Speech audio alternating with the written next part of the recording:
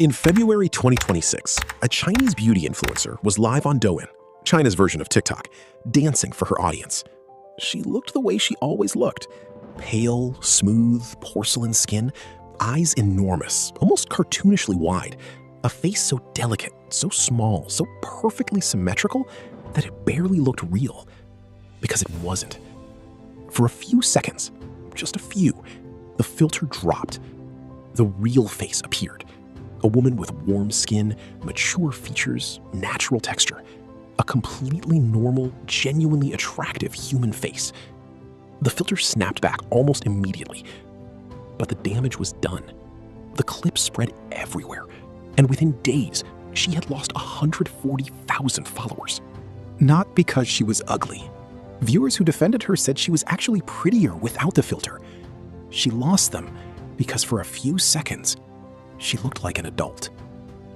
And that, in the beauty economy that has taken over Asia, is apparently the problem. This is a video about a trend that has gone so far, so fast, and so deep that we need to stop and actually look at what is happening. Not just what the trend looks like on the surface, but what it means, where it came from, who is profiting, and what it says about a society when the most dangerous thing a woman can be is her actual age. Part 1. What the standard actually is. Let us be precise about what we are talking about, because this is not just a makeup trend, and it is not just China. Across China, South Korea, Japan, and increasingly the rest of Asia, a specific beauty ideal has taken hold and intensified over the last several years. The ideal is not youth. Youth is too vague. The ideal is specifically prepubescent. The goal is to look like a child who is not yet developed into a woman. Here is what that means in practice. The face. Large, disproportionately wide eyes, the kind a toddler has before adult facial proportions develop. A tiny, rounded nose, a small, pointed chin, a forehead that is slightly too large relative to the face. Again, children's skull proportions. Plump, tiny lips. Smooth, pale skin with no texture, no pores, no lines. Cheeks padded with a softness that belongs on a 4-year-old. The body. A waist so narrow it does not occur naturally in adult women. Ribs removed or broken to create it. An overall silhouette that is simultaneously underdeveloped and exaggerated. The proportions of a child's torso with adult curves added surgically. The behavior? High-pitched baby voices, stumbling walks, performed helplessness, fake confusion, clinging, pouting, tantrum energy. The full behavioral repertoire of a toddler, performed for cameras, for audiences, for money. This is the standard. And the question nobody is asking loudly enough is, who decided that this is what a beautiful woman looks like? And who is getting paid every time another woman tries to get there? Part 2. The woman who built a kingdom of one face. In 2024, a story emerged from China that should have stopped everyone cold. Wang Jing is a 30-year-old influencer from Zhejiang province. She has 940,000 followers on Douyin, and she has spent over 1 million yuan, approximately $140,000, on cosmetic surgeries over several years to achieve what the Chinese cosmetic surgery industry has called a perfect baby face.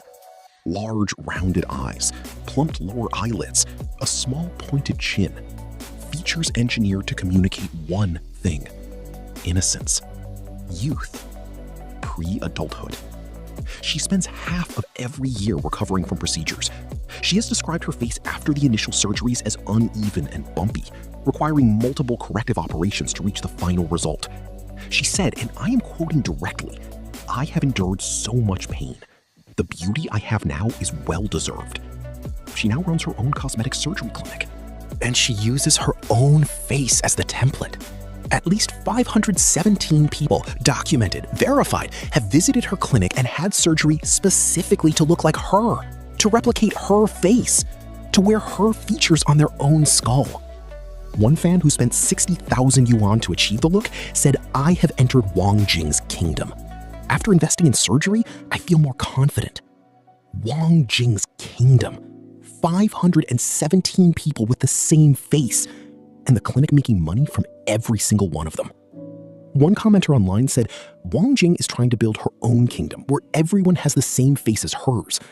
Another said, hundreds of people with the same face. It is scary and creepy.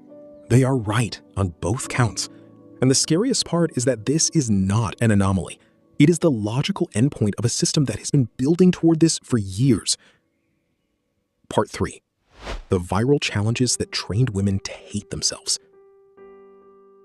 Before the surgeries, there were the challenges. China's internet has a documented history of viral body challenges that function as a public announcement of what the standard is. They are framed as fun, as trends, as things to try. But what they actually do is set a numerical, measurable bar for what an acceptable body looks like and make every woman who cannot meet that bar feel like a failure. The A4 paper waist challenge. Women held a standard sheet of A4 paper, 8.3 inches wide, vertically against their stomach. If their waist disappeared behind it, they passed. The average healthy adult waist is over 30 inches. The challenge was not about health.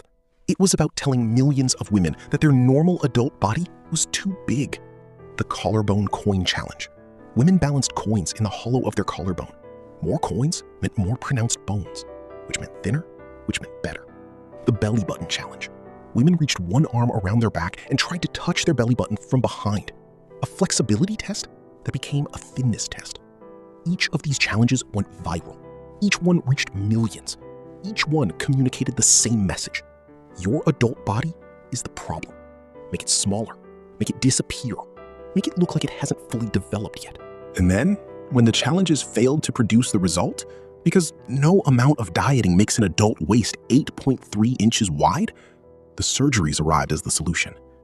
The ant waist procedure, the rib removal, the rib remodeling, ribs broken and bent inward through small incisions in the back, then compressed for 3 months in a corset while the bones heal in their new position. Fat extracted from the waist and injected into the hips to create an exaggerated cartoon silhouette. When this trend surfaced on Korean social media, the response was horror. One comment that went viral said, China used to bind women's feet to make them look small. They banned that. And now they are here breaking their own ribs. That comparison is not dramatic. It is historically precise. And it should make every single one of us stop. Part 4. The filter economy and the face that doesn't exist. Now, let's talk about the technology, because the surgery and the makeup are only half the picture. In China, beauty filters on live streaming platforms are not optional accessories. They are infrastructure. Every major female creator uses them. Many male creators use them. And the filters being used are not the soft focus, smooth your skin variety that most Western audiences are familiar with. These are full facial reconstruction tools. They reshape the bone structure in real time. They slim the jaw, they enlarge the eyes, they lighten the skin by several tones. They reduce the nose, they add the baby face proportions, the rounded forehead, the plumped cheeks, the enormous iris that the standard demands. The result is a face that does not exist. A face that cannot exist. An uncanny valley creature that looks like someone fed a real person through a Pixar character generator and pressed render. And millions of people watch these faces, fall in love with these faces, send money and gifts to these faces on live streams, build parasocial relationships with a digital construction that has never been a real person. When the filter dropped on that Douyin influencer in February 2026, when a normal, attractive, real human face appeared for a few seconds, 140,000 people left. Because the relationship was never with her. It was with the filter. One commenter online said something that I think is the most important sentence in this entire conversation. If a filter glitch can cost someone 140,000 followers, that is not about her. That is about a system that rewards distortion and punishes humanity. A system that rewards distortion and punishes humanity. That is exactly what this is. And the system is not an accident. The system is a business model. Part 5. The behavior and the question nobody wants to answer. Now we have to go somewhere uncomfortable. Because so far we have talked about makeup, surgery, and filters. But the trend goes deeper than the visual. The women who are fully committed to the infantile aesthetic are not just looking childlike. They are performing childlike.